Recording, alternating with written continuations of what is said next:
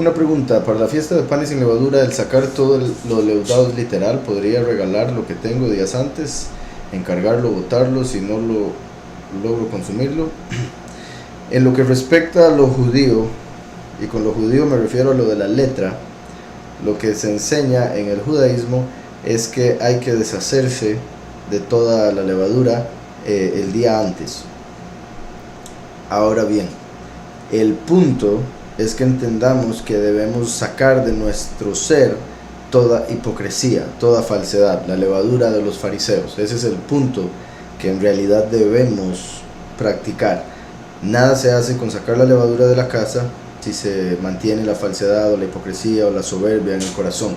Ahora bien, creo yo que si se entiende eso, el punto es no comer levadura durante esos 7 días para recordarnos de ese punto para todo el año. Entonces el punto es no comer levadura, pero en sí en el judaísmo, según la letra, se va al extremo de decir saquen absolutamente toda levadura y deséchenla. Como usted dice por acá, lo ideal sería que lo pueda consumir todo antes, y en el caso de que claramente hay personas que no lo celebran, usted podría, si queda algo, regalárselo a personas que tengan hambre. Sin embargo, obviamente el punto es, se podría aprovechar para contar la razón por la que lo hace, el hecho de que está celebrando la fiesta de Yahweh, en la cual nos prohíbe comer levadura durante 7 días. Como le digo, en realidad, según el judaísmo, hay que deshacerse de ello. El punto espiritual es deshacernos de la hipocresía. Entonces, en el aspecto físico de la comida, considero que hay gente que con hambre, gente que necesita, y la verdad el desperdicio no es algo que considere positivo, por ende no veo malo el regalarlo. Sin embargo, sí quiero dejar claro el hecho de que el punto no es darle algo a alguien para que no celebre la fiesta, sino darle algo a alguien para que tenga alimento, ya que la persona de fijo no celebraría la fiesta, y aprovechar el momento para decirle por qué se le está dando o qué es esa fiesta, y quizá la persona quiera celebrarlo y se coma eso después de 7 días, lo cual, bueno, si es que le dura, pero espero se haya entendido el punto. En lo que respecta a la letra, hay que descartarlo por completo un día antes. Si tengo una consulta, ¿usted cree que lo que quiere hacer Bill Gates de tapar el sol se puede relacionar con Mateo 24:29? Dice: inmediatamente después de la tribulación de aquellos días, el sol se oscurecerá, la luna no dará su resplandor, las estrellas caerán del cielo y las potencias de los cielos serán conmovidas. No, en realidad no, aunque, o sea, se conecta con el hecho del hombre queriendo ser como el poderoso, tratando de manejar el ambiente, el medio ambiente, el tiempo y demás. Pues eso es lo que él está cumpliendo en lo que respecta a lo que la escritura nos dice que el hombre haría en el fin de los tiempos. Con querer hacer eso es parte de eso, pero no con este verso. Este verso tiene que ver con algo que va a suceder en el 6º sello, en el cual va a haber un eclipse solar y un eclipse lunar. Si se da todo como lo dice, parecería ser en el mismo momento, lo cual indicaría o mostraría que los eclipses son diferentes a como nos han dicho, o al menos sería que hay un astro diferente en el cielo, que es el que muchos llaman Nibiru o el planeta X, y es a eso a lo que se referiría. Entonces, en el 6º sello de Apocalipsis se menciona todo esto, puesto que, digamos, Bill Gates de querer tapar el sol puro, el señor Burns de Los Simpson, que sería parte de lo que siempre vemos en programación predictiva, de que nos muestran todo lo que quieren hacer antes en fábulas, series, películas y demás. En este caso no es solo que se tapa el sol, también se tapa la luna, caen las estrellas, las potencias de los cielos son conmovidas. Entonces es un desastre en los cielos que va a ser claro y que va, por supuesto, a influenciar a la tierra, como lo vemos en el 6º sello, y parece ser cuando se dé el cambio de los polos magnéticos, cuando el norte se convierte al sur y el sur el norte. Espero eso quede claro. Dice por acá: en toda la palabra se lee Yahweh, el Elohei de las venganzas para su pueblo. ¿Veremos las venganzas o se cumplirán en el tiempo de la ira de Yahweh? No sé si le entiendo muy bien la pregunta, porque me parece que las venganzas y la ira de Yahweh se conecta mucho, o sea, lo que significa. Se puede decir que cada plaga va a ser una venganza o un castigo para un tipo de rebelde. Entre más rebelde, peor el castigo, peor la plaga, y las peores plagas se van a dejar para el final. Entonces, en sí los escogidos, bueno, el mundo entero, contando a los escogidos, van a ver las primeras plagas, que serían las que se dan durante los sellos y las trompetas. Entonces, las plagas de los sellos y las trompetas, que van a ser 10 negativas, las van a ver todos, y las van a sufrir en sí los rebeldes que dicen ser creyentes pero se desvían a través de una falsa doctrina. Después de los primeros 3 años y medio en los que se ha juzgado a los creyentes que están en la rebeldía, o sea, creen en un poderoso pero no en el verdadero, o siguen al falso, en esos primeros 3 años y medio van a ser castigados esos rebeldes. Después vienen los últimos 3 años y medio, que son las plagas postreras, en las cuales van a ser juzgadas las naciones con la ira de Yahweh. Ahí ya los escogidos van a estar en el lugar preparado, y no dudo que Yahweh nos permita pues presenciarlos si deseamos, pero vamos a estar en otro lado, protegidos de los últimos 3 años y medio. Espero con eso se les responda, ¿no? Y por supuesto, ¿verdad? Después viene la guerra de Armagedón, donde nosotros mismos vamos a venir a pelear, y esa es una de las mayores venganzas de Yahweh en contra de las naciones que se han rebelado en contra de él. Ya es el final de... Y después de 1000 años se da el Gog y Magog, que se van a levantar en contra de Israel, y Yahweh los va a destruir con fuego de los cielos, y lo vamos a poder presenciar. Me dicen, quisiéramos saber cómo se celebra Pesaj. ¿Hay ayuno? No es un día de ayuno. El día de ayuno de entre las fiestas es Yom Kippur, que es el 10 del séptimo mes. Después me dice, el pan con levadura, ¿desde qué día se debe dejar de comer? En sí, desde el 13, a partir, hoy es 1, entonces el 13, ya hay que, digamos, el 13 sería como el último día de comer pan con levadura. Pero el 14, 15, 16, bueno, el 14 en sí es Pesaj. Es el inicio de Pesaj. En la tarde en sí es cuando empieza Pesaj, y se va hasta la tarde del 15. Es en ese tiempo cuando se tiene que celebrar Pesaj. Y en sí, bueno, en resumen, la escritura nos manda a cocinar un cordero.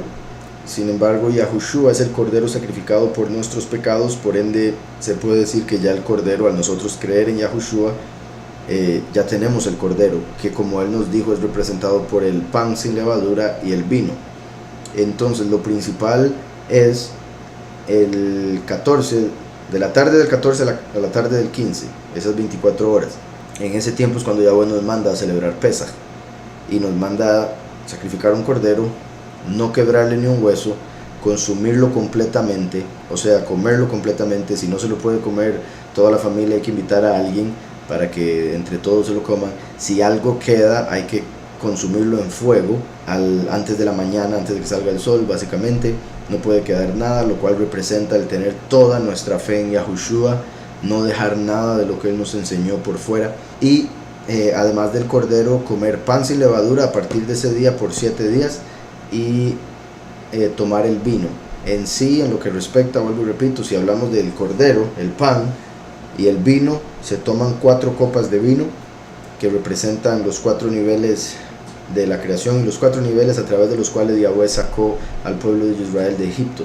Y además del vino se comen hierbas amargas, para representar el sufrimiento que se pasó en Egipto a través de la esclavitud.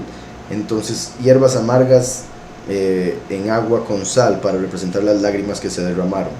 Eso, repito, es en general, es un resumen. En nuestro canal de YouTube del Camino de Yahweh, que ya conoce bendito Yahweh, espero, puede ver los estudios de las fiestas y ver varios que ya están grabados de Pesaj, donde explico varios de sus detalles. En sí, en lo que respecta a lo judío, hay un montón de mandamientos y leyes y cuestiones con respecto al orden del que se deben hacer todas las cosas. La cantidad de matzot en sí son 3 pedazos de pan sin levadura, que se pueden ver como los 3 enviados por Yahweh, Eliyahu, el primero y el último, las 2 manifestaciones de Yahweh en la tierra. Uno de los 3 se parte en 2, que representa el cuerpo de Mashiach siendo partido por nosotros, pero el hecho de que se parte en 2 también representa la manifestación de Yahweh partiéndose en 2, primero y último. Y como dice Daniel 9, que vendría Mashiach Nagid y sería cortado Mashiach. Entonces se parte en 2 y se reparte una parte, mientras que la otra se esconde y se llama el afikomen, que es el postre, o sea, el postrero, el último. Entonces el matzá se parte en dos, se reparte uno que fue el que repartió Yahushua para que todos comieran de su carne, y el otro se esconde para el puro final, y eso representa la segunda venida, el último.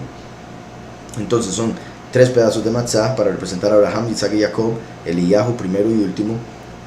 Uno de esos pedazos se parte en dos para representar el sacrificio de Mashiach, y la última parte que se da después representa la segunda venida para ser sacrificado también.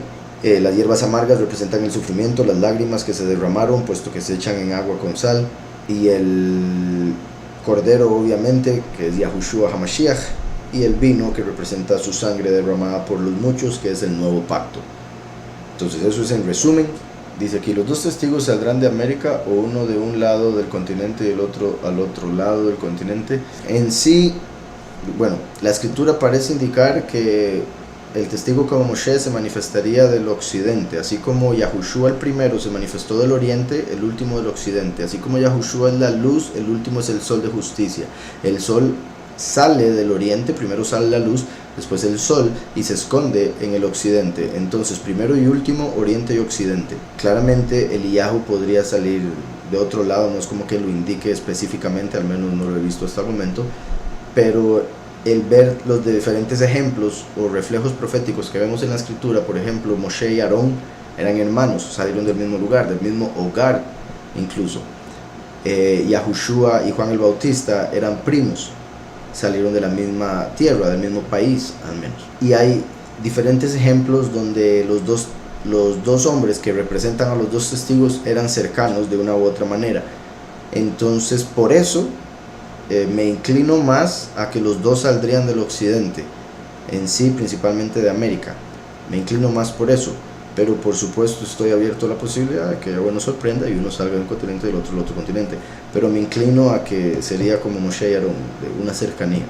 Espero eso quede claro. Bendiciones. Dice por acá, bueno, me pone el hermano Éxodo 12:2. No me puso pregunta, pero ya que me puso eso voy a leerlo. Dice Éxodo 12:2, refiriéndose al mes que iniciamos hoy: este mes será para vosotros el principal entre los meses, o sea el primero, o será el primero de los meses del año.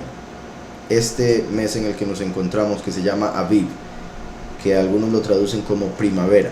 En sí, curiosamente, en el calendario gregoriano que la mayoría de la gente usa, conoce, como saben, está el mes de septiembre, octubre, noviembre y diciembre, que obviamente deberían ser el mes séptimo, octavo, noveno y décimo. Por eso empiezan de esa manera: septiembre, octubre, noviembre, noveno y diciembre, décimo. Pero por un par de hombres romanos los corrieron para ellos incluir sus nombres como 2 meses, julio y agosto. Entonces terminaron siendo el mes noveno, décimo, undécimo y duodécimo. Pero en realidad diciembre es el mes décimo, por ende enero y febrero son el undécimo y duodécimo, por ende marzo es el primer mes. Sin embargo, no es exactamente desde el 1 de marzo, es a partir de cuando se da el equinoccio de primavera, cuando se da la misma cantidad de luz, de las 12 horas y 12 horas de luz y de oscuridad. Entonces, como dice el libro de Enoch, por si algo, por eso lo estamos celebrando hoy, bendito Yahweh, el primer día del año, del mes de Aviv, que como le dijo Yahweh a Moshe, porque los mismos israelitas, después de haber estado en Egipto, como hoy en día Israel entre las naciones con un calendario gregoriano, el pueblo de Israel en Egipto tenía otro calendario, y cuando salió Moshe, Yahweh le dijo: este es el primer mes, sépalo, ahora cambia el calendario. Curiosamente Aviv, que es algo que iba a enseñar ahora en la congregación, pero tanto duramos en los salmos que no dio tiempo. En sí, en el nombre Aviv, las primeras 2 letras forman la palabra padre, Av, y el valor numérico de la palabra padre es 3, porque fueron 3 los padres o los patriarcas, Abraham, Isaac y Jacob, y eso se ve en el nombre del mes, Aviv. Av, padre, la primera letra es Aleph, que es la primera letra de Abraham, y la segunda letra es Bet, que es la última letra de Jacob. Además de eso, las últimas 2 letras son la Yud y la Bet, que tienen valor numérico 12, como las 12 tribus que salieron a través de Jacob.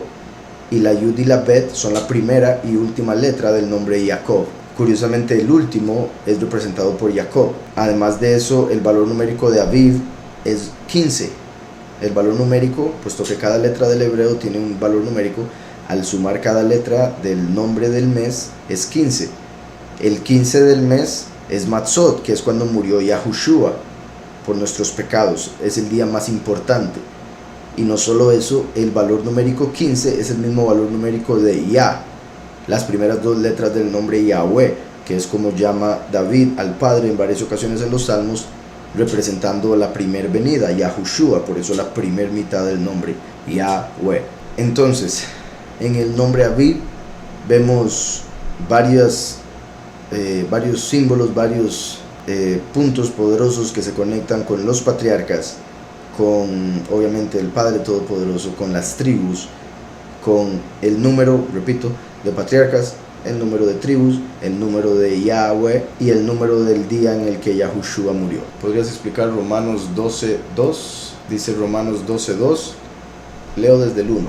Por tanto, hermanos, os ruego por las misericordias de Yahweh que presentéis vuestros cuerpos como sacrificio vivo, apartado, agradable a Yahweh, que es vuestro verdadero culto. Dice el verso que me piden: no os conforméis a este mundo. No debemos conformarnos con esta vida. Esta vida no debería ser suficiente para la gente, pero la gente ve esta vida como la única y por ende no invierten en la vida eterna, sino que se gastan todo en el poco tiempo que tienen aquí. Y tristemente, como en un casino, la casa siempre gana y ellos apuestan por esta vida y por ende pierden. Y Yahweh nos manda a entender que la vida eterna es la verdadera vida. Esta vida es temporal y es para invertir nuestro tiempo en lo que cuenta, para que podamos recibir la mejor recompensa en la vida eterna. Entonces, no os conforméis a este mundo, sino transformaos por medio de la renovación de vuestro entendimiento, para que comprobéis cuál es la buena voluntad de Yahweh, agradable y perfecta. Cuando la gente está engañada en la falsa doctrina, por más que le digan que la voluntad de Yahweh es buena, en realidad o no lo creen, o no lo aplican en su vida, o no piden la voluntad de Yahweh, pasan pidiendo su propia voluntad, o se quejan con lo que Yahweh hace, o un montón de otras formas en las que el hombre por la carne no está conforme. Pero Yahweh nos dice: no, usted no debe estar conforme con este mundo. Sin embargo, la gente del mundo no está conforme con Yahweh. Yahweh nos dice: no esté conforme con esta vida, con este mundo. Lo cual a mí me parece que es muy fácil, puesto que este mundo en sí, como se puede ver, en sí, bueno, la creación es perfecta, pero la administración que el hombre le ha dado por los últimos milenios muestra que se ha convertido en una basura. El sistema en sí es a lo que me refiero. No sirve para nada. La política, los gobernantes, el sistema, la burocracia, todo eso es un circo que la gente apoya y les hace caso y les cree como si fueran sabios. Entonces les dicen que se tapen la boca constantemente y así lo hacen, tristemente, sin tener evidencia verdadera de que funcione. Más bien, doctores que salen diciendo que eso está mal y que es mal para la salud el ponerse la mascarilla tanto tiempo, terminan muertos después y nadie dice nada, pero todo el mundo sigue haciendo caso a lo que les siguen diciendo por tele. Triste. Este mundo dice: póngase esta vacuna para que esté tranquilo, y ni así está tranquila la gente, tristemente. No os conforméis a este mundo, sino transformaos por medio de la renovación de vuestro entendimiento. Lo que la gente cree que entiende es porque se le ha programado, no se ha puesto a verdaderamente estudiarlo, pensarlo, analizarlo, y cuando lo hace, una de dos: o le da miedo darse cuenta que está engañado y prefiere evitar buscar más y permanece engañado, o rompe la programación y se sale y todo el mundo lo llama loco y todo lo demás. Y ahí es donde viene otra prueba para ver si puede mantenerse lejos de esa programación y de todo lo que la gente le dice, todos los que la gente que uno ama, que muchas veces se vuelve en contra de uno por lo que uno cree. No os conforméis a este mundo, sino transformaos por medio de la renovación de vuestro entendimiento. Hay que renovar nuestro entendimiento para verdaderamente llegar a entender la verdad. La gente cree entender el mundo en el que vive y en realidad no, porque no se han puesto a pensar verdaderamente si tiene sentido todo lo que le enseñaron desde niño. Dice: para que comprobéis cuál es la buena voluntad de Yahweh. Como decía, en el cristianismo mucha gente piensa que la voluntad de Yahweh es aburrida, qué pereza. Pero la voluntad de Yahweh es mejor que la voluntad propia, es mucho mejor que cualquier cosa que uno se pueda imaginar. Cualquier cosa que una persona se pueda imaginar que lo va a hacer feliz, no se compara, pero no le llega ni a los tobillos a lo que Yahweh tiene preparado para esa persona.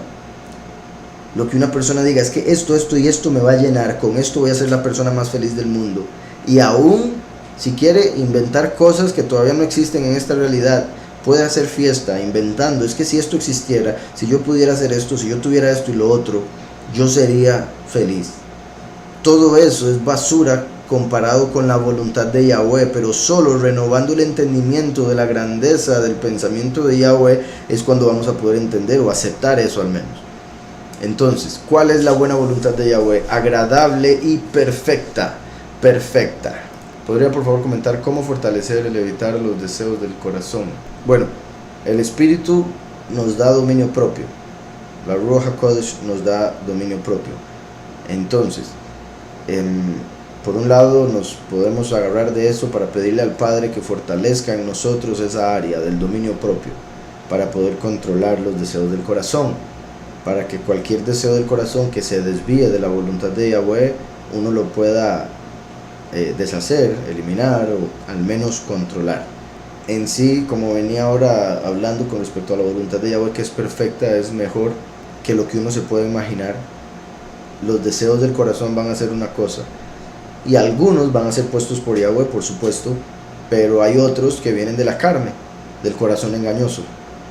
Entonces, pedirle a Yahweh constantemente que se haga solo su voluntad, que lo ayude a uno a aceptar su voluntad, que lo ayude a uno a alinearse con su voluntad, a no dejarse llevar por el corazón engañoso, que lo llene de dominio propio, o le llene de dominio propio para poder estar fuerte cuando lleguen pensamientos específicos que le quieran desviar, que le quieran poner pues deseos, como dice acá, que no vienen del Padre, por ejemplo, o que no llevan a algo que Yahweh tiene para la persona.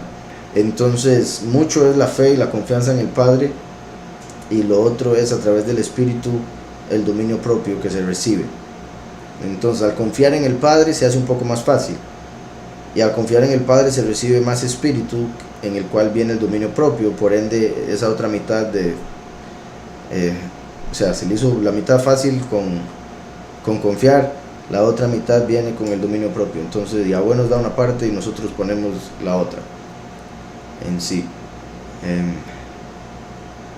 Pero sí, es algo, bueno, depende de, en sí, en todo caso debemos poner nuestros deseos en manos del Padre y decirle al Padre, esto es lo que yo quiero.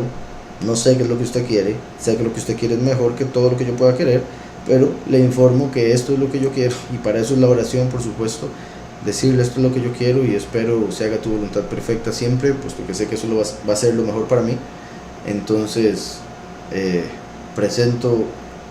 presentar ante Yahweh todos esos deseos, y que Yahweh los ponga en orden, que Yahweh le ponga a uno el ya sea buscar su voluntad, y por otro lado ir dejando con el tiempo esas cosas que él no puso, esas cosas que no vienen de Yahweh, sino de la carne o del enemigo, sea lo que sea. ¿Dónde van las personas que mueren en cualquiera de los lados, tanto como bueno o malo? ¿Cuál es el significado de Todá Rabá? Todá Rabá es lo que en español sería, o lo que las personas dicen, muchas gracias. Rabá es mucho o muchas, y gracias Todá en hebreo. Sin embargo, bueno, yo no digo gracias, no me gusta utilizarlo, porque la escritura nos prohíbe utilizar nombres de falsos Elohim, y gracias son las tres diosas de Zeus, las tres hijas de Zeus, perdón, las tres diosas hijas de Zeus, y Zeus es Satán.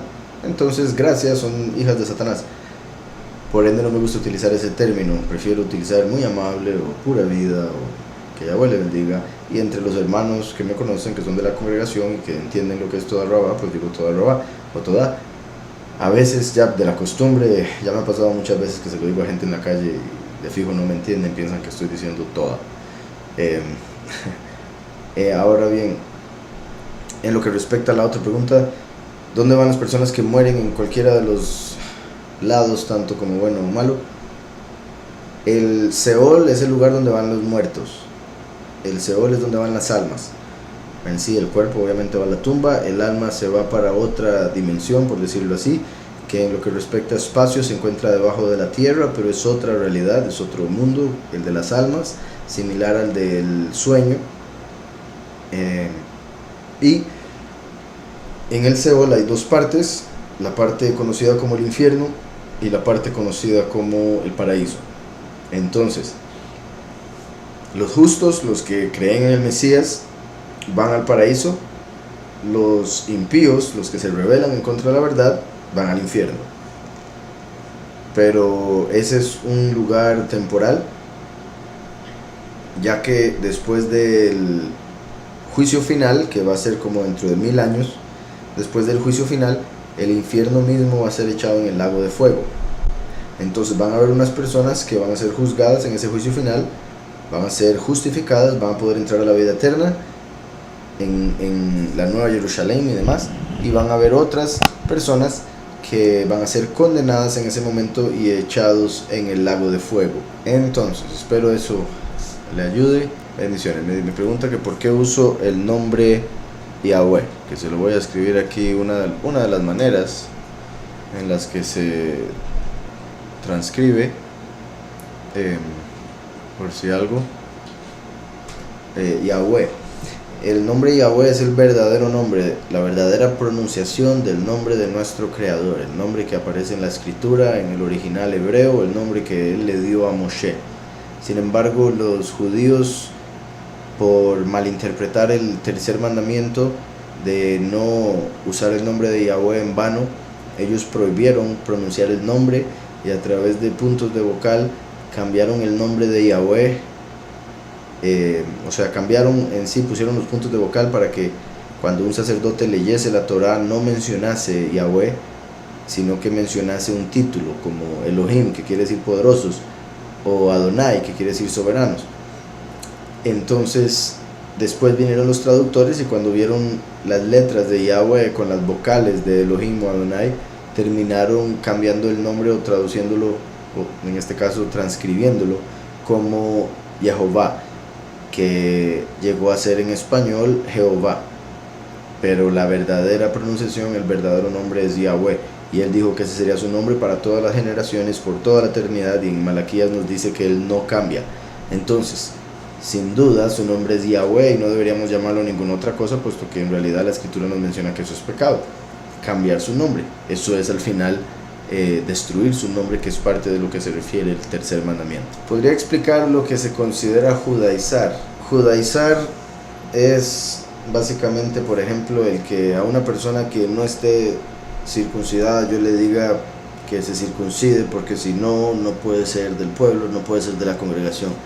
Judaizar, que tiene que empezar a definitivamente dejarse la barba, no tocársela en lo absoluto, depende del judaísmo, dejarse los colochos de las patillas en sí, pero repito, depende del judaísmo. Sería, en resumen, el mandar a las personas a cumplir los mandamientos según las interpretaciones de la letra de la carne, los mandamientos de hombres, según los cumplen los judíos que rechazaron al Mesías, lo cual no tiene sentido. Como nosotros nos acercamos a la verdad, hay muchos que al no tener conocimiento ni de la verdad ni del judaísmo, confunden, y cuando uno les habla de cosas hebreas o les habla del nombre del Padre verdadero y del nombre del Hijo, piensan que estamos judaizando. Y se lo menciono porque quizá ya se lo han dicho y es por eso que me pregunta. Entonces, hay gente que en realidad no sabe lo que está hablando, tristemente, y nos acusan de judaizar sin entender en realidad siquiera o lo que eso significa o lo que estamos haciendo, puesto que no tienen nada que ver con lo que ellos piensan. Como digo yo en la canción Teologuillos, si yo anduviese judaizando como muchos creen, lo primero que les digo es que se hagan la circuncisión. Y me pone después, bueno, espero con eso se entienda lo de esa primera pregunta. En sí es llevar a las personas a lo de la letra, a lo que siguen aquellos que rechazaron al Mesías, lo cual no tiene sentido. Después me pregunta qué significa gracia. Como dije ahora, En sí, gracias son las tres hijas, entonces gracias sería una de las tres. En lo que respecta al término en español, pero lo que se supone que es a lo que se refiere, la gracia, en la escritura debería ser el favor. Favor sería la palabra correcta, en español al menos. En hebreo es Gesed o Gen. Gesed quiere decir misericordia, bondad y otro montón de términos. En sí se puede decir que no hay una palabra directa para ese término, Gesed. Gen es lo que normalmente se traduce como favor.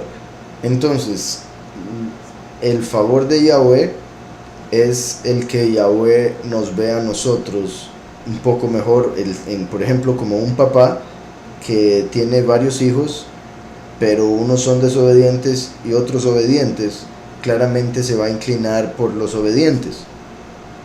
O un papá tiene hijos desobedientes, y hay otros que son unos vecinos y tienen chiquitos. Entonces, esos tres grupos, los hijos obedientes son los pocos, los hijos desobedientes los muchos, y los vecinos son las naciones. Entonces a uno le preocupan los vecinos, pero uno no puede castigarlos porque no son propios. A uno los castiga de los propios, pero los mantienen en rebeldía. A otros no es necesario castigarlos, y si se les castiga entienden y mejoran. Entonces, el favor se le da a aquellos que son obedientes, y por eso se vuelven favoritos, porque hacen lo correcto, lo cual es contrario a acepción de personas. La escritura nos dice que no debemos hacer acepción de personas, como por ejemplo tratar mejor a una persona por tener plata o porque nos da algo, y tratar a otra persona que no da nada diferente, por ejemplo. Eso es hacer acepción de personas y está completamente mal.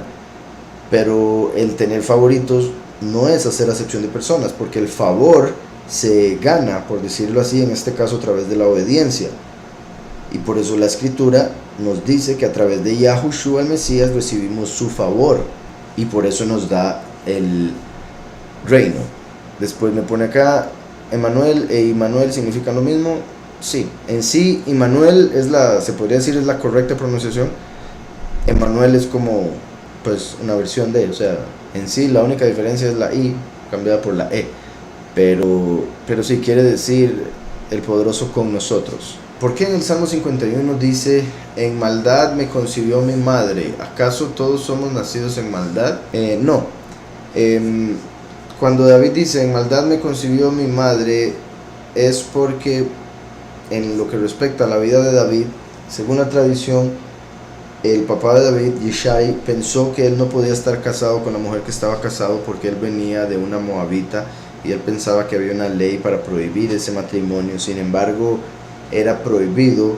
Lo que era prohibido era casarse con un hombre de Moab, no con una mujer, y él venía de una mujer de Moab que se casó con un hombre de Israel. Entonces sí era legal, pero se dio cuenta hasta después.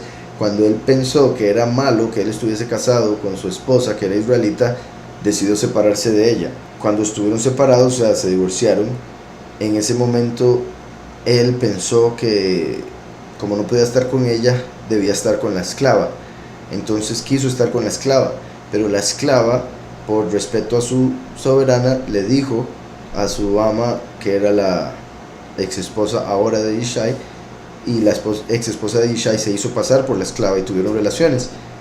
Entonces David fue concebido cuando su papá y su mamá estaban divorciados o no estaban casados, y a través de, por decirlo así, un engaño, en el sentido de que el papá pensó que estaba con la esclava, pero en realidad estaba con su ex esposa.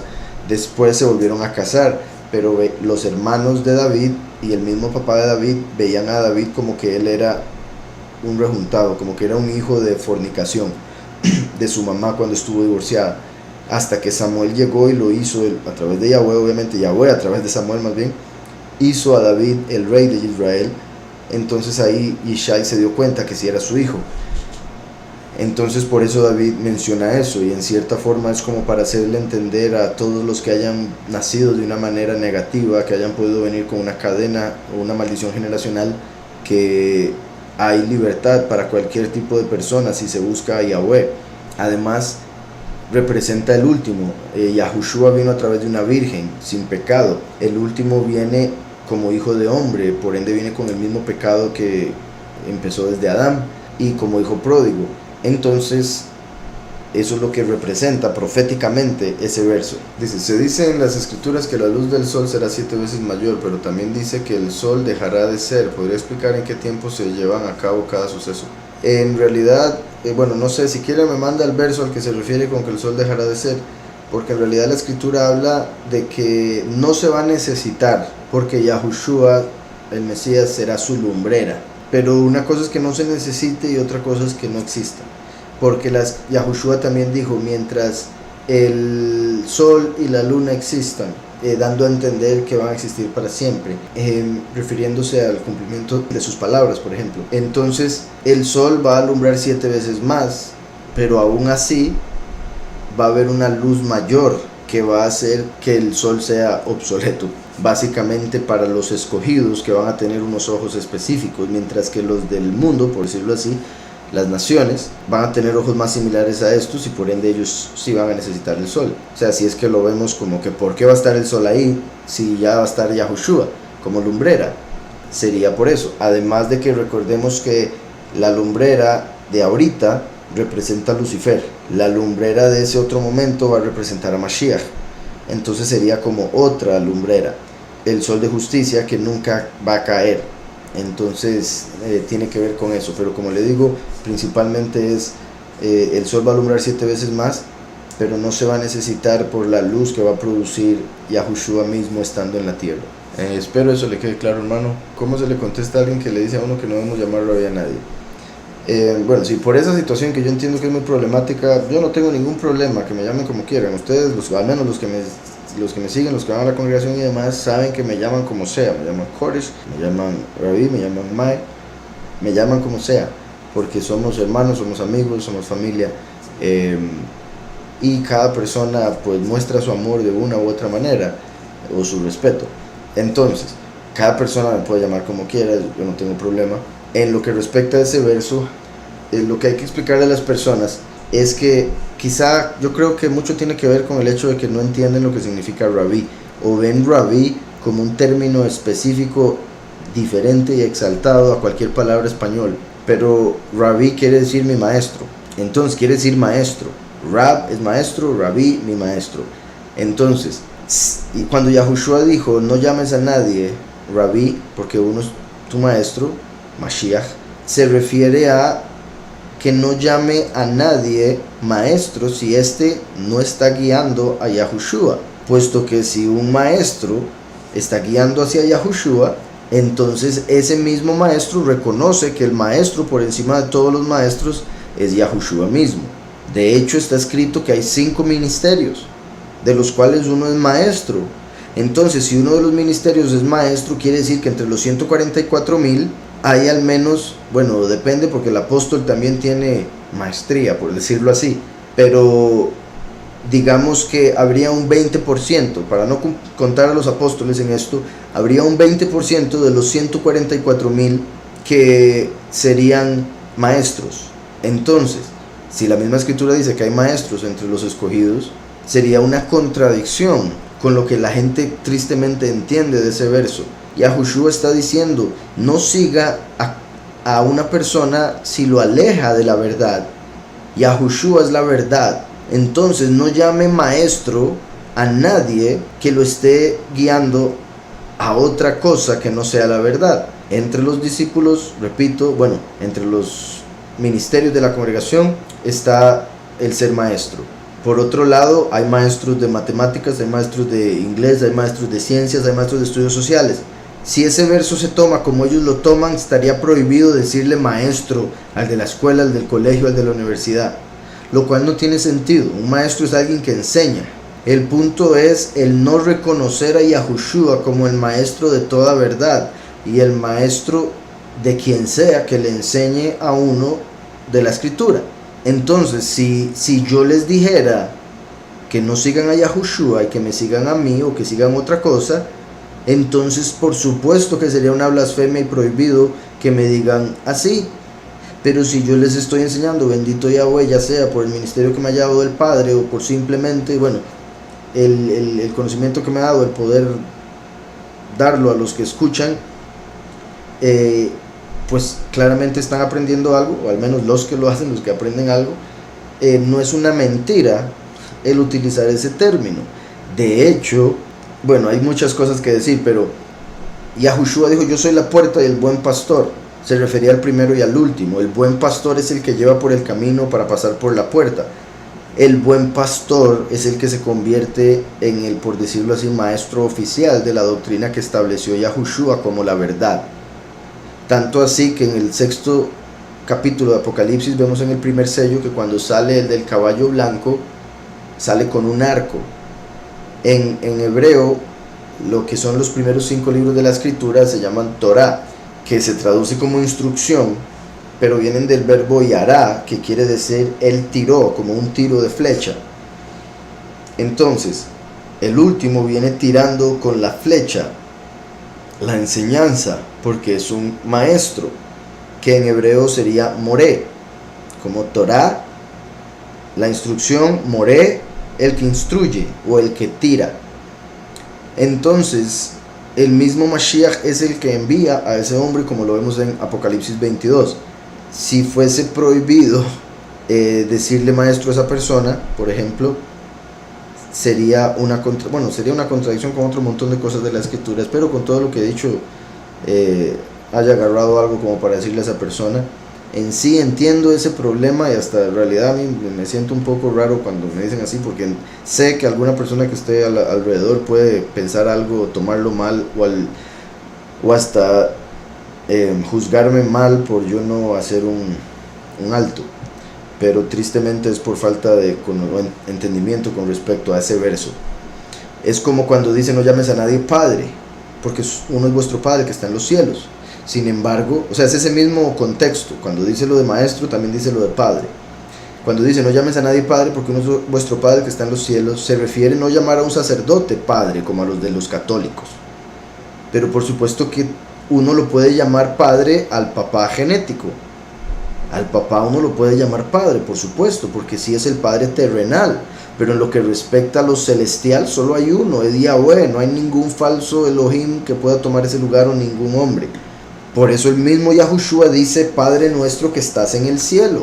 Si Yahushua dijo Padre nuestro que estás en el cielo, estaba reconociendo que todos los que escuchaban tenían un Padre también en la tierra. Por ende habría sido contradicción cuando dijo: no llames a nadie Padre. Se refería a estos tipos de sacerdotes que le dicen a sus ovejas que les digan Padre, poniéndose así en el lugar que le pertenece a Yahweh. Y por otro lado, cuando uno dice, si una persona dijese que le digan Rabí y después les enseña, pero no crean en Yahushua, ese se está poniendo en lugar de Yahushua y por ende no debería llamarse a esa persona Rabí. Espero eso haya quedado claro. ¿Este tipo de prédica o doctrina es igual al cristianismo o tiene alguna diferencia? Sí, en realidad nosotros yo no llamo a nuestra congregación cristiana, porque en sí, tristemente, digamos, obviamente no necesariamente obviamente, pero en el pasado yo estuve en el cristianismo, y empezando a leer a fondo por mí mismo la escritura me di cuenta de un montón de cosas que no eran las que nos enseñaban en el cristianismo. Y cuando me di a la tarea de tratar de encontrar respuestas, me encontré con con confusión, con pastores evadiendo las preguntas, evitando y demás. Entonces después empecé a buscar todavía más a fondo para encontrar la verdadera doctrina, y me di cuenta que tal vez un 80% diferente de la doctrina cristiana. Además de que ya he explicado con respecto al término cristiano, que según algunos escritos o diccionarios tiene conexión negativa con la palabra crestín, que quiere decir, lo conectan con lo que se conoce como retardado mental, y se cree que era por eso que le decían así a algunos, porque ese fue un término que utilizaron primero los griegos para referirse a los que creían en la resurrección de los muertos. Entonces los creían tontos por creer en que un muerto puede resucitar. Entonces hay varias cosas con respecto a eso. En sí, lo de ese término que acabo de mencionar y su etimología, hay dos teorías por si algo. Entonces entiendo los que lo consideren simplemente como cristiano que cree en Cristo. Entiendo los que lo consideren así, que es obviamente lo que todo el mundo cree y lo que parece más obvio, parece, pero si se va más a fondo, hay varias evidencia de que se refiere a un insulto en realidad, y por eso el mismo Pablo dijo que no nos deberíamos ofender si nos dicen cristiano. Si fuese un término positivo, ¿por qué nos tiene que decir Pablo que no nos ofendamos? Es lógico. Entonces, en sí, como le digo, no nos hacemos llamar cristianos, somos Yahudim, que quiere decir los que alaban a Yahweh. Somos Israelim, que es lo que llaman israelita. En sí creemos en toda la escritura, y lo digo así porque aún así los cristianos van a decir creemos en toda la escritura, pero no la leen, entonces en realidad no saben en lo que creen, y ahí está la diferencia. Entonces creen en doctrinas falsas que les han dicho desde un púlpito un pastor cristiano, pero nunca las han ido a verificar o a confirmar en la escritura, y ahí está el problema. Entonces creemos en toda la escritura, lo que llaman Antiguo y Nuevo Testamento. Espero que eso le ayude. Bendiciones. Una consulta: ¿el Mesías llama por nombre de Yahweh o solo le decía Abba? Sí, él en Juan 17, puede leer, le recomiendo que lea Juan 17. Aparece que Yahushua mismo menciona que él le enseñó el nombre de Yahweh a sus discípulos, porque ya los judíos para ese momento lo habían prohibido. Entonces el Mesías le enseñó el nombre del Todopoderoso a los discípulos, y dijo, profetizó que lo volvería a hacer en el fin de los tiempos, la segunda venida. En Juan 17 aparece eso, que él tuvo que venir a enseñar el nombre. Entonces sí. Y de hecho, en un momento en el que los griegos llegaron a buscar a Yahushua para conocerlo, cuando los discípulos le informan a Yahushua que los griegos quieren conocerlo, Yahushua empieza a lamentarse y le pide al Padre que exalte su nombre. Y Yahweh le dice, lo he exaltado y lo volveré a hacer, que es una confirmación de lo que dije con respecto a que Yahushua dijo en Juan 17 que ya lo había enseñado y lo volvería a hacer. Similar a lo que le dijo Yahweh a Moshe cuando Moshe le preguntó el nombre al Todopoderoso, y el Todopoderoso le dijo Eye Asher Eye, que quiere decir yo seré el que yo seré, dando a entender que se manifestaría dos veces y que daría a conocer su nombre dos veces. Bueno, me refiero a través de esas dos manifestaciones, puesto que lo ha dado a conocer más, empezando ahí con Moshe. Me gustaría saber qué otras palabras conectan con Hasatán para no pronunciarlas. Está, como ya he dicho, ¿verdad? Por supuesto, Dios, que viene de Zeus, y Zeus, según Apocalipsis 2, es Satán.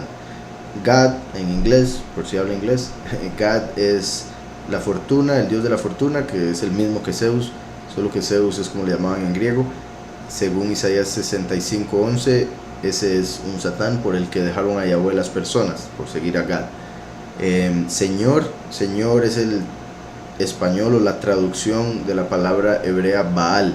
Baal, según la escritura, es Satán, otro nombre de Satán. Entonces decir Señor no es lo que la escritura manda, a pesar de que en todas las escrituras las han traducido de tal manera que aparece esa palabra para referirse al Todopoderoso. Ese es el problema de los traductores. En la original no venía esa palabra. Baal se refiere al enemigo soberano, Adón, a Yahweh, que es de donde viene la palabra don, como cuando a una persona por respeto se le dice don Manuel, o don esto, don lo otro. Entonces, como dije ya, el Señor es Baal, Dios es Zeus, gracias son las tres hijas de Zeus.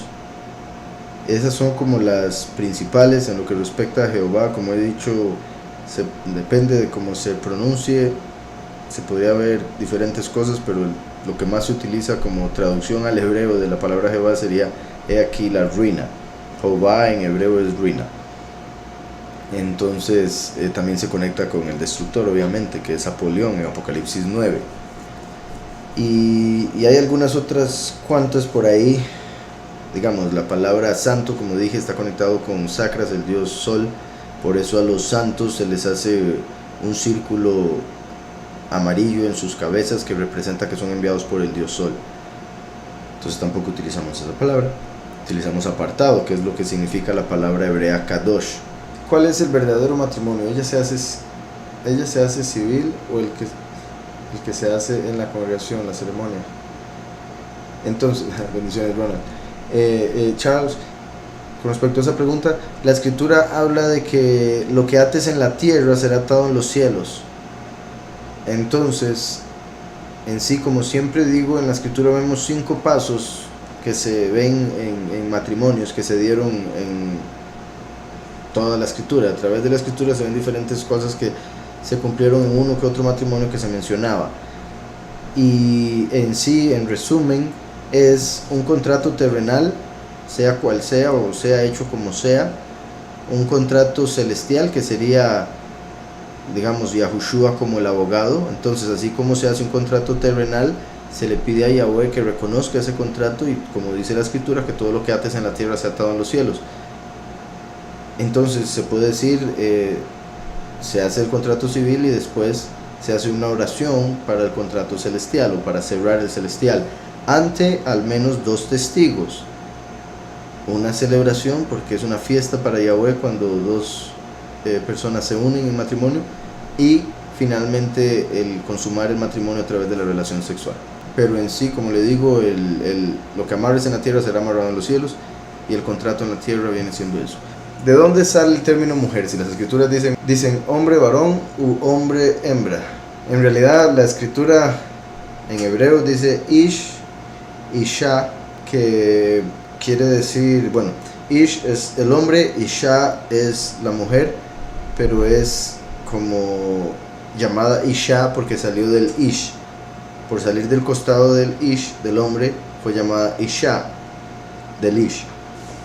Entonces, así es como aparece en hebreo. En realidad también aparece Adam, que es el nombre del ser humano, del hombre en el sentido de ser humano, y Javá fue el nombre de la primera mujer,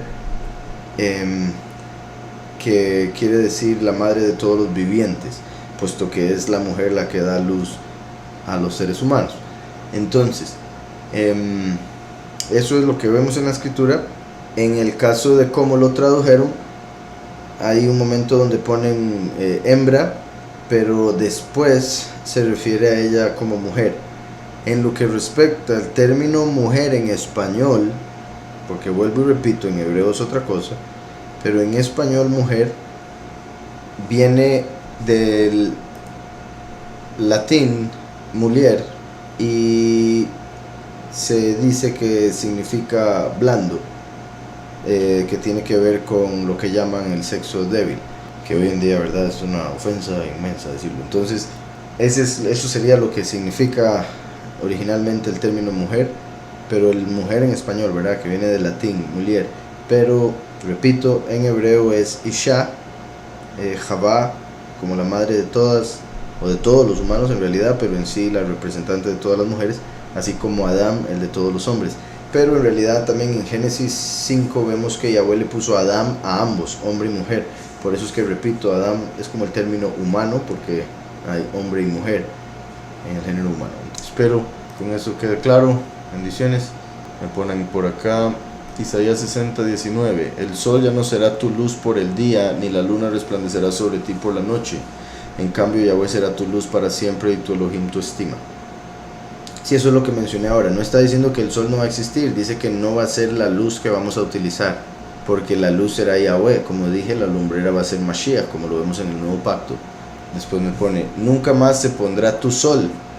Como dije, el sol de este mundo se pone todas las tardes porque representa a Lucifer, que cae al fin de la historia. El sol del otro mundo nunca va a caer, nunca se va a poner, porque representa la luz eterna de Yahweh. Después dice, ni la luna resplandecerá sobre ti por la noche.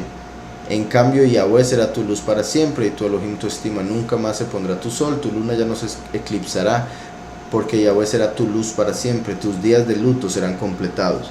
El luto es representado por la noche. Entonces lo que se está diciendo es que nunca más va a haber oscuridad, de ninguna manera. Tanto así va a haber tanta luz que ni siquiera se va a necesitar la luz que va a proveer el sol y la luna. Después me pone Salmo 72:5. Te temerán mientras duren el sol y la luna, de generación en generación. eso quiere decir que el sol y la luna siempre van a existir. Porque si dice, te temerán mientras duren el sol y la luna, si el sol y la luna se acaban, entonces ya la creación dejaría de temer a Yahweh. Pero dice, te temerán mientras duren el sol y la luna. Entonces el sol y la luna van a permanecer para que siempre se le tema a Yahweh. Espero eso se comprenda. Bendiciones. Será, otro verso dice, será su nombre para siempre, se perpetuará su nombre mientras dure el sol. O sea, si el sol deja de durar, si deja de existir, ya su nombre no se perpetuaría, por ende es necesario que el sol perdure. Benditas serán en él todas las naciones, lo llamarán feliz.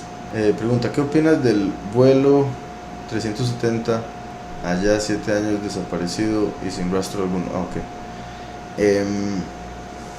Bueno, hay quienes creen que que habían algunas personas ahí adentro que no querían que siguiesen vivas, entonces se deshicieron de todo el vuelo y simplemente no dieron explicación, y entonces se han hecho muchas teorías con respecto a cómo desapareció, que pudieron haber sido ovnis y cosas así. Entonces, que en sí se puede decir que la explicación más simple normalmente tiende a ser la verdadera, por ende muy posiblemente eso sea el hecho de que tristemente, como los líderes del mundo consideran la vida del resto desechable, quizá por deshacerse de algunas personas importantes que iban en el vuelo, no les importó matar al resto. Ahora, si no me equivoco, también hubo otra teoría de que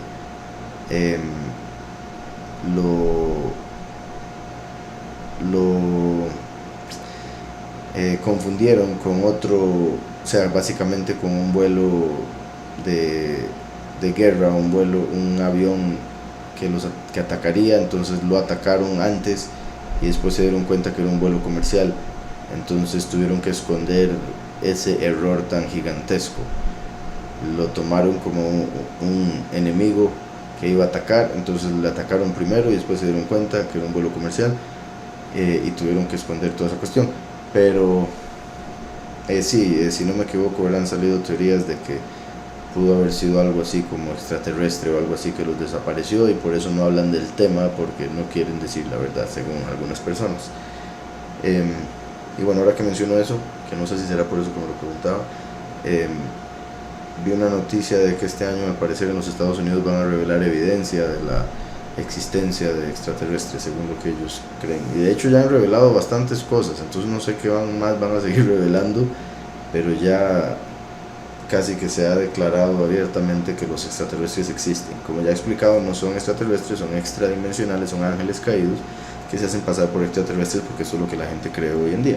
Y en todo caso, digamos, por ejemplo, que fuese esa la posibilidad, porque yo no descarto la posibilidad de que un avión pueda ser, digamos, que estos ángeles caídos que se hacen pasar por extraterrestres se les permita por alguna razón X, porque digamos 100 personas que iban en un vuelo ese día les tocaba morir a todas, entonces les haya permitido a esos ángeles el llevárselos y hacer algo con ellos, digamos, estoy poniendo ya hipotéticamente.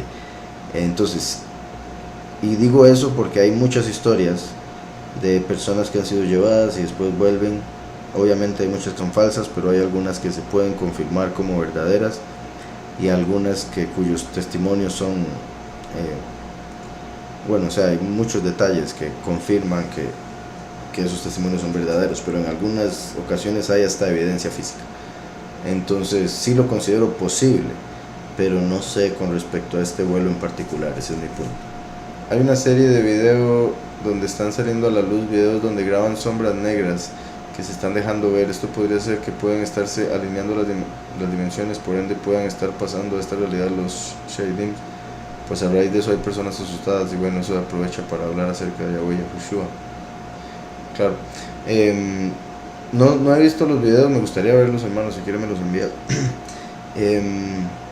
Y sí, como ya he dicho en otras ocasiones, los demonios, según algunas cosas que he escuchado y leído, los demonios han revelado que en el fin de los tiempos se mantendrían ocultos, aún en las personas que mantienen poseídas. se harían pasar por personas normales, más hoy en día que lo malo llaman bueno y lo bueno malo, entonces eso ayuda a que las personas que son poseídas por demonios se vean como normales por el tipo de mundo en el que vivimos. Pero con esto que me menciona, o sea, puede ser eso, puede ser el hecho de que el velo entre lo espiritual y lo físico se está haciendo cada vez más delgado, el hecho de que en los sellos, el cuarto sello viene la muerte y le sigue el Seol, entonces como que el infierno mismo va a empezar a habitar esta tierra en cierta manera, por eso que acabo de mencionar. Entonces de fijo, o sea, no dudo que se vayan a ver más cosas extrañas, a pesar de que la gente va a seguir adorando los ídolos y la falsedad, tristemente, como dice la escritura, pero sí, no me extrañaría que se multipliquen las manifestaciones espirituales. Toda la vida he tenido pánico a la oscuridad. Ok, bueno, como le decía ahora, es cuestión de fortalecerse en el Padre para entender que Él tiene control de absolutamente todo y no hay absolutamente nada que le pueda tocar sin que Yahweh lo permita, y por ende es a Yahweh al quien hay que tener alegre, en el sentido de que solo Él es el que puede permitir que cualquier entidad, cualquier espíritu, demonio, lo que sea, nos pueda tocar por algo que nos merezcamos o algo que necesitemos aún, como para aprender algo y subir de nivel. Pero no hay por qué temerle a la oscuridad, y de fijo, ¿verdad? O sea, es cuestión de analizarlo y saber que lo mismo que está ahí cuando está la luz encendida es lo que está cuando está la luz apagada, y no hay nada que temer, y que aún los espíritus que puedan estar, que también pueden estar en la luz, no le pueden tocar simplemente por su fe en Yahweh. De hecho, también la escritura dice, el impío lo que teme, eso le vendrá. Entonces no hay que temer, porque cuando uno teme, más bien con ese miedo está atrayendo las cosas. Como dicen, el que la debe la teme. O también como los animales pueden oler el temor de las personas como para atacarlos y demás, es similar con los espíritus. Y no le digo esto para que le dé más temor, sino más bien para que se fortalezca y entienda que entre usted menos miedo tenga, menos poder van a tener ellos sobre usted. Claramente tema a Yahweh, adórele a Él, búsquele a Él y pídale a Él la protección y la seguridad como para que pueda andar a oscuras sin ningún problema, sin ninguna preocupación. La salvación se da a las personas que anden en obediencia a los mandamientos y la fe en nuestro amado Yahushua. Así es. En sí hay una cosa que es justificación y otra salvación. En Romanos 10:10 dice, con la boca se confiesa para salvación, con el corazón se recibe justificación. Bueno, con el corazón se cree para justicia, mas con la boca se confiesa para salvación. Romanos 10:10. Entonces, el creer que el Todopoderoso envió a su Hijo para morir por nuestros pecados es creer para justificación. O sea, una persona cuando muere, después en el juicio es justificada por su fe en el Mesías, que es el abogado quien le justifica en el juicio, y por ende la persona entra como parte del pueblo. Pero el que confiesa, además de creer que Yahushua es el soberano, que es su nombre, y por ende es sellado con el nombre del Padre y del Hijo en su mente, como dice en Apocalipsis 7, Apocalipsis 14, esos son salvados, que quiere decir en el fin de los tiempos, como dice primera de Pedro 1:5, que la salvación es para los últimos tiempos. Los que confiesan el nombre del Padre y del Hijo y obviamente cumplen sus mandamientos, aman al prójimo como a sí mismos, van a ser cosechados en un abrir y cerrar de ojos y no van a experimentar muerte, van a ser transformados. Y eso es la salvación. Debería irme a mi país y dedicarme solo al estudio de la palabra, dedicarle a mi familia en unión familiar y olvidarme de estar lejos de mi hogar. La verdad, eso es lo que me mantiene muy asustada. Si eso es lo que más le mantiene asustada, pues no sería mala idea irse con su familia. Como le digo, el honrar a sus padres es muy importante, el amar a su familia y aprovechar mientras los tenga, y aprovechar también ese tiempo para no solo aprender usted, sino también ayudarlos a ellos a aprender. Depende de su situación o lo que Yahweh ponga en su corazón o del ministerio que haya puesto en su vida y demás, el hecho de se olvida todo como para solo estudiar la escritura, ¿verdad? Porque también hay que comer y demás. Entonces pensar en todas esas cosas, en todos esos detalles, pero sin duda el aprender la escritura, el dedicarse a Yahweh y lo que Yahweh tiene para usted es lo más importante, es lo ideal. Simplemente me refiero a no ponerle a otras personas ahí, tal vez como su familia o algo así, quizá una responsabilidad extra, que quizás más bien ellos lleguen a verlo como un problema, sino más bien llegar a ayudar. Entonces, tomar eso en cuenta. Pero bendiciones y fuerzas, y no se preocupe, y sí, no está mal, repito, el amor de familia y el tratar de unir la familia es súper bueno, pero tristemente, vuelvo y repito, siempre hay familiares que se rehúsan o van en contra de, y primero está Yahushua y después la familia genética. Entonces hay que tener eso muy claro, pero siempre, por supuesto, por amor a nuestros seres, bueno, a nuestros familiares, hay que buscar que ellos también reconozcan a Yahushua como el soberano. El malach que es enviado a darle mensaje a las iglesias en estos últimos tiempos sería el mismo Micael como Moshe. Por ende, el malach que pasa para sellar a los escogidos sería el mismo Micael. Sí, sería Micael, que fue representado por Moshe, por eso sería el testigo como Moshe. Ahora, como he explicado, cabe la posibilidad de que Micael se pueda manifestar en esta tierra sin abandonar los cielos, como cuando uno juega en PlayStation, uno está en un videojuego y tiene un avatar dentro del videojuego, mientras uno está todavía en este mundo, solo que con un control en la mano. Entonces, en cierta forma se puede dar así, pero por otras cosas que he explicado con respecto a la enemistad de Heilel y Micael, o sea, el odio que tiene Lucifer hacia Micael, es posible que literalmente tenga que descender del cielo a la tierra y tomar carne en todo aspecto. Bueno, que ya lo habría hecho hace mucho, puesto que ya estaría todo listo para que empiece. Pero en sí, sí, es Micael, como dice Daniel 12:1, que Micael se levantaría en el fin de los tiempos. Que el malach con el libro de Apocalipsis 10 también hace referencia a Micael. Al decir que el malach con el librito se estaría refiriendo a Moshe con la doctrina restaurada verdadera, así es. Es como restaurando la Torah para la vida eterna. Y también es, curiosamente, el capítulo 10, el malach desciende a la tierra, y después viene el Apocalipsis 11, que son los dos testigos. Entonces es como si estuviera anunciando que Micael baja a la tierra para convertirse en el testigo y dar la doctrina verdadera, como la revelación de esos 7 truenos, por ejemplo, siendo la voz de Yahweh. ¿Por qué tenemos que amar al enemigo y al impío si no hacen la voluntad del Padre Yahweh y Él no los mira como sus hijos? En sí, porque nosotros somos amor. Si estamos llenos de Yahweh y Yahweh es amor, entonces debemos dar amor. Eso es lo que debemos dar, y a través del amor podemos convertir un enemigo en amigo. Cuando un enemigo ve que no buscamos su mal, a pesar de que él busca el nuestro, depende de la persona, claro está.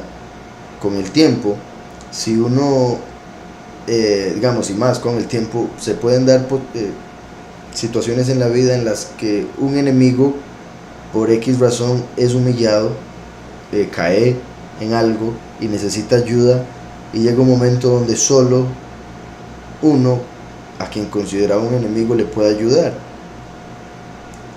Una persona del mundo diría: no, hombre, este es el momento para más bien pisotearlo, burlarme. Pero Yahweh nos manda a más bien buscar hacerle un bien. A través de eso la persona va a aprender la forma de actuar verdaderamente, y por ende se puede convertir en amigo, dejar todo lo negativo. Y si no hace eso, al menos le va a dar un montón de vergüenza, como dice la escritura. Entonces, el amor puede convertir un enemigo en amigo. Además, debemos entender que no estamos en guerra contra carne y sangre, aunque ellos estén en guerra contra nosotros en su mente. No entienden que están siendo influenciados por espíritus malignos, por ángeles caídos y demás. Por eso estamos en guerra contra principados, potestades, autoridades en los cielos, no contra carne y sangre, no contra la persona, sino contra lo que está influenciando a esa persona. Entonces Yahushua nos vino a enseñar algo más elevado que la justicia. La justicia es clara: usted ama al que le ama, y el enemigo, véalo como enemigo, ódielo. Eso sería justicia. Pero en lo que Yahushua vino a traer es el favor, es algo más elevado a la justicia, la misericordia. Y la misericordia dicta que hay que tener misericordia aún del enemigo. Si entendiendo también que es Yahweh el que enriquece y empobrece, es Yahweh el que levanta y exalta, ¿verdad? Y el que humilla. Entonces, entendiendo todo eso, bendito Yahweh nos ha puesto en un nivel en el cual no debemos, por decirlo así, pelear por tonteras temporales por las cuales este mundo pasa en guerra diariamente. Ahora, como mencioné ahora con lo que leímos, el salmo que leímos ahora en la congregación, David menciona que él odia, y repito, pues el Antiguo Testamento, David representa la venganza de Yahweh, representa la mano del que viene a castigar a los impíos, etc. En todo caso es un salmo y es profético y es verdadero. David menciona que él odia a los que odian a Yahweh. No se refiere que odia a sus enemigos propios, sino que odia a aquellos que se atreven a levantarse en contra de Yahweh. Que eso es un poco diferente. Ahí David está diciendo: Yahweh, yo te defiendo, yo estoy dispuesto a defenderte en contra de quien sea. Y eso es donde se cumple lo de que Yahweh le dijo a Yahushua: siéntate a mi derecha hasta que ponga a tus enemigos por estrado de tus pies. O sea que se manifestaría nuevamente en la tierra como el último, como la rama de David, quien dijo que él odia a los que se rebelan en contra del Todopoderoso. Y también cuando dice él no los mira como sus hijos, sí, pero como mencioné ahora, aún así uno tiene misericordia del hijo del vecino. Si uno ve que al hijo del vecino le pasa algo, uno debería ayudar a ese hijo del vecino si el vecino no está presente, esperando que, o al menos, como dice la escritura, hacer con otros como le gustaría que hicieran con uno, que si uno tiene un hijo, lo ayudase a alguien que estuviese disponible en algún momento que el hijo necesitase ayuda. Dice: vengo de una familia pastoral, yo creo de corazón y acepté los nombres verdaderos, yo le he predicado a ellos sobre los nombres y ellos los aceptaron según ellos, pero siguen pronunciando Señor, Dios y cosas así. Que me aconseja para poder llegarles bien? Bueno, si puede, ¿verdad?, con mucho amor, cada vez que digan el nombre que no es o el título errado, decirles: pa o ma, recuerde que eso significa tal cosa. No lo mezcle con lo correcto, no diga Yahweh y después diga Dios, y Dios usted sabe que significa Zeus, y Zeus según Apocalipsis es Satanás. Entonces recordárselos, porque también muchas veces es cuestión de costumbre, y entre más viejo uno, más la costumbre difícil de cambiarla. Entonces tener misericordia en el sentido de cómo les habla, y entender que quizás sea más difícil para ellos por la edad en la que lo están aprendiendo. También el hecho de que lo están aprendiendo de un hijo, se necesita mucha humildad. Entonces piensen en eso también, como para decirles: yo sé que yo soy su hijo, yo sé que ustedes me enseñaron a mí mucho, pero bendito Yahweh ahora me está usando a mí para enseñarles esto, y por favor investiguenlo y demás si quieren, porque les va a cambiar la vida. Y el hacerles entender que Señor en hebreo es Baal, y por ende también es el enemigo. Una vez que lo entiendan, nada más es cuestión de recordárselos con amor, como para que no sientan que está trayendo división o pleito, o contienda de ninguna manera. Y simplemente sí decirles que no mezclen lo puro con lo impuro, como decir un nombre malo y después el nombre bueno, y como le digo, es muy común. También les puede leer Éxodo 34:14, que Yahweh dice: yo soy un poderoso celoso y mi nombre es celoso. Si ellos obviamente creen en la escritura, como me dice acá, use la misma escritura para revelarles eso. Vaya al libro de Sofonías, donde habla de los nombres, de cómo Yahweh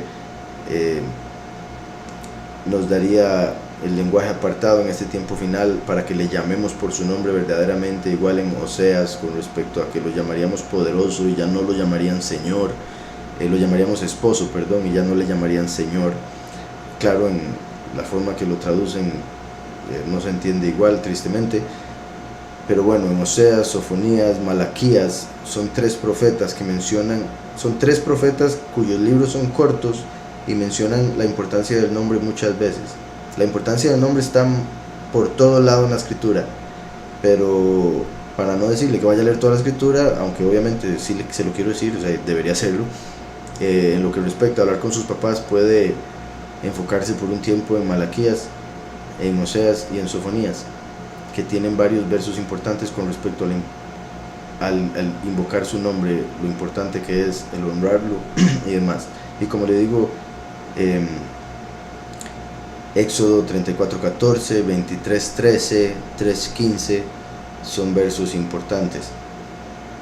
En sí todo el capítulo 3, por cierto.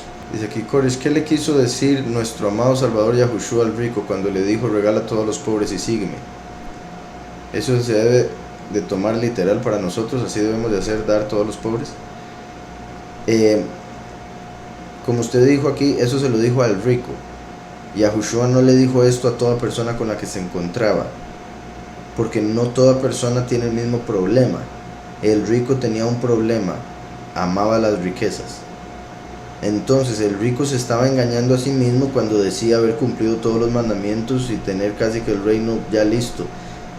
Cuando Yahushua le dice esto, le da en el punto que le duele, le da en su debilidad y muestra que en realidad amaba las riquezas demasiado como para dejarlas por el Mesías. El Mesías le estaba dando la oportunidad de convertirse en un discípulo. Nosotros pudiésemos haber conocido a ese hombre por su nombre, pero simplemente es el hombre rico que se fue triste porque no quiso cumplir lo que Yahushua le dijo. Yahushua se lo dijo a él porque él tenía un problema, amaba las riquezas. Nosotros obviamente debemos ayudar a los pobres, sin duda, pero no quiere decir que uno tenga que vender todo lo que tiene y darlo a los pobres. El mismo Pablo también explica que de qué sirve hacer todo eso si no se hace con amor. Por un lado, si alguien lo va a hacer, lo tiene que hacer por amor a los pobres, ¿verdad? Completamente. Porque si no se hace por amor, de nada sirve, aún dar la vida misma.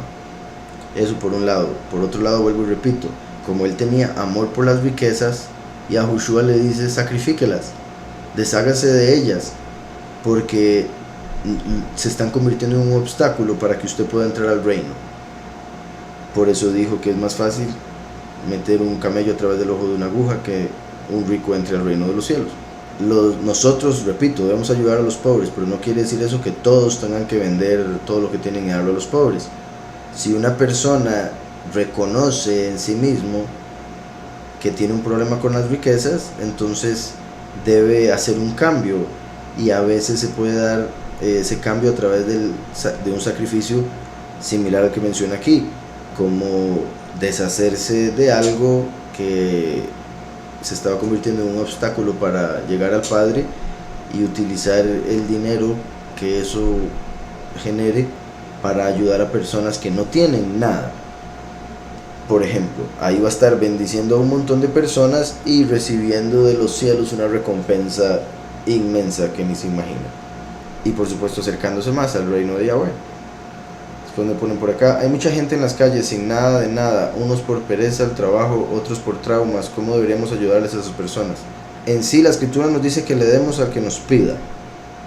Entonces debemos buscar hacer eso en general.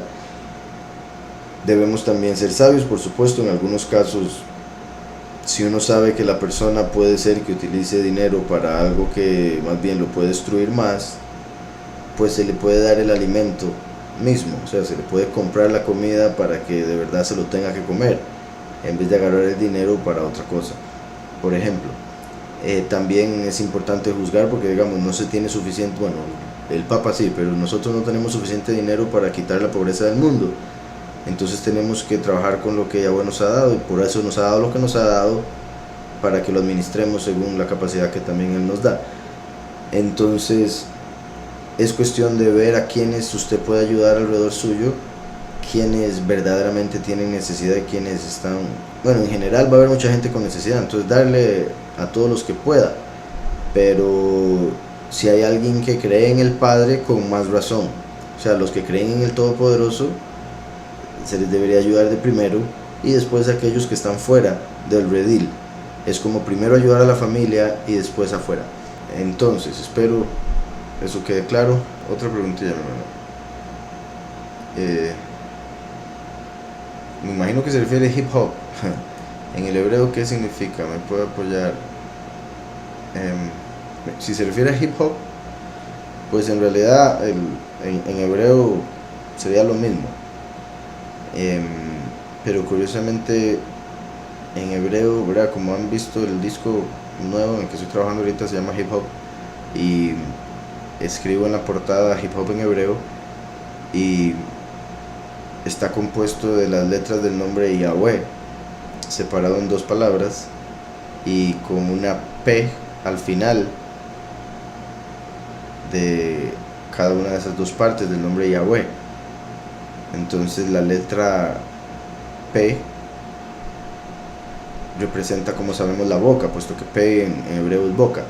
Entonces son como dos bocas que revelan a Yahweh, lo cual obviamente se conecta mucho con los testigos. Entonces me gusta mucho ver la palabra hip hop en hebreo, puesto que se puede ver, repito, el nombre Yahweh revelándose a través de dos bocas, dos P.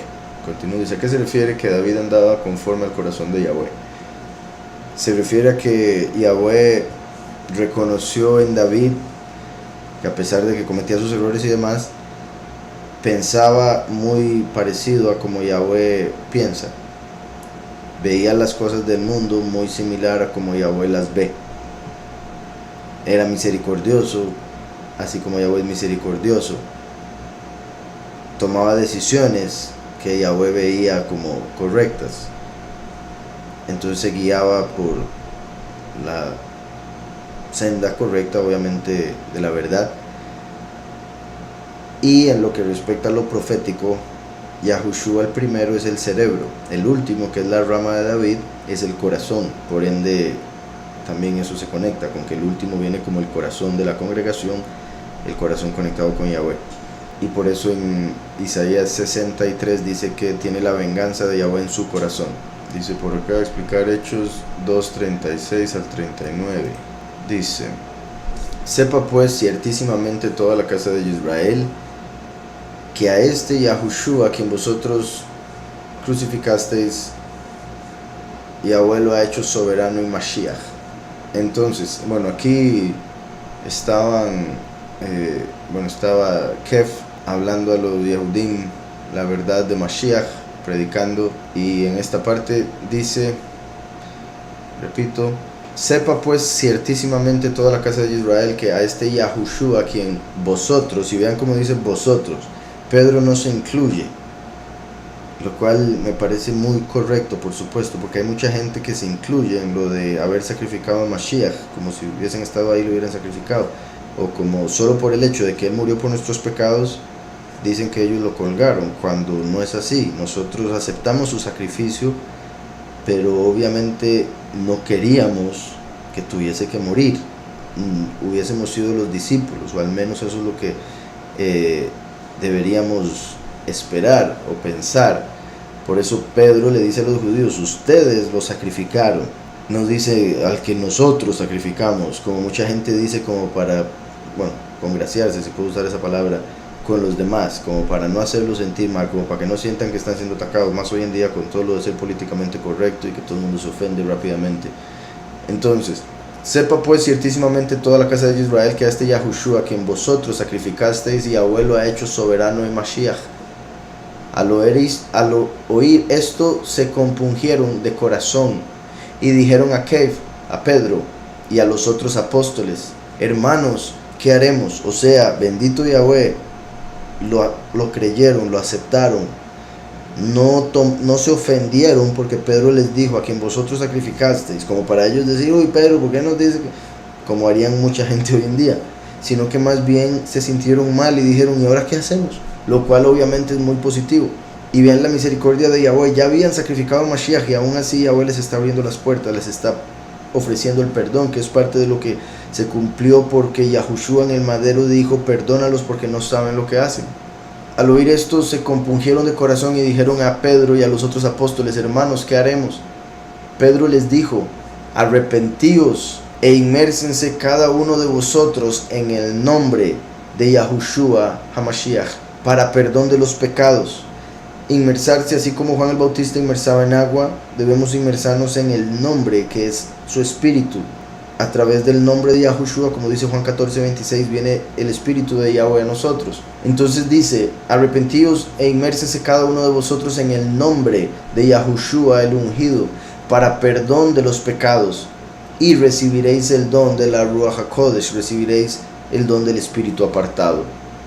Porque para vosotros es la promesa, y para vuestros hijos, y para todos los que están lejos, como nosotros en los cuatro ángulos de la tierra, para cuantos el soberano, nuestro poderoso, llame.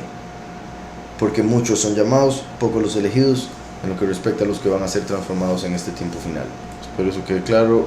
Dice por acá, si uno no es profeta en su propia tierra, en esta promesa que hace Yahweh a su pueblo, que quien se vuelva lo usará para llamar, puede ser hasta los familiares, y si fuese así, ¿por qué no se vuelven, hermano?